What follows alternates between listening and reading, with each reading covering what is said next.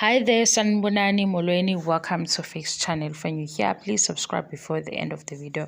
If returning, thank you for love and support. I appreciate you. Izingane Zesthembu review.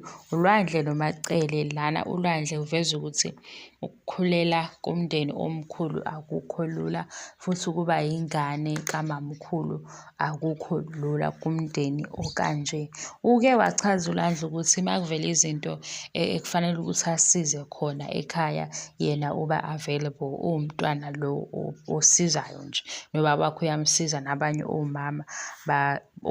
omama ekhaya uyabasiza. ULwandle-ke firstborn kaMacele. Lana uLwandle ubekhuluma noMacele ngokuthi ufisa ukwenza i-birthday celebration le abanye sebeyibonile, abisucela u-10,000 azospenda e-club or kube nje iphathi yakhe ezoba mnandi. Umamkhulu-ke uthi abavele beyenze le khona la eMzumbe, kodwa kuzoba into enhle. Uyomema-ke abantu afisa ukubamema. Lapho kusembuza ukuthi i-girlfriend unayo yini, because usehlanganisa u-21 nento yabantwana. Umamkhulu mayeyala uLwandle umtshela ukuthi amantombazane akusiwo umdlalo, akusiyo ithoyizi, akusiyo into yoku-experimenta. Also ukuba ney'ngane eziningi ngaphandle kuzokubangela inkinga noma usufuna ukushada ususele noma bey'ngane abaningi, unengane lapha nengane lapha. Ubembonisa njengomzali ukuthi ukuziphatha nokuphila impilo eqondile ukuthi uma unomuntu uphilisana nobani, uma uba nengane futhi kungcono ube nengane nomuntu osuwaziyo ukuthi ufisa ukwenzani ngaye. Ngikuthandile-ke lokho umamkhulu akhulume noLwandle, aphinde futhi athi kuye njengoba ubaba wakhe eyi-polygamist akusho ukuthi naye kufanele alandele leyo mpilo, akusho ukuthi ngoba ezalelwe kwifamily enje sekufanele alandele ijeni efanayo. Yena uzosikhethela ukuthi uthanda ukwenzani ukuze enze le ezonelisa yena. Uthi-ke uLwandle yena uzomphoxa uma wakhe because usezothatha isithembu.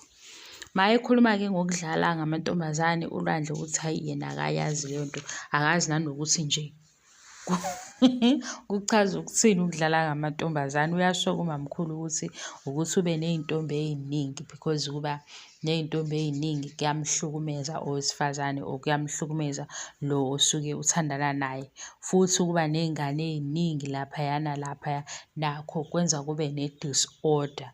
Noma ngabe usushadile kuzokulandela lokhu ukuthi unabantwana laphaya, ngoba kuzobe kunalapho onabantwana nabo abelokhu befuna ukwenza izinto ezithile nawe, noma kusanaleyo communication ekufanele ukuthi yenzeke phakathi kwababa no-baby mama abaningi. Ngiyithandile-ke leyo nto because ayikhulunywa kakhulu into yokuthi ukungaziphathi ngendlela komfana kunemthelelo emngakanani, nokuba nabantwana abaningi kunomthelela ongakanani. Yiziphi iy'nkinga ey'lethwa ile behavior? Kuyaye kube nokuthi nje hhayi indoda umuntu wesifazane akakhompithe nendoda.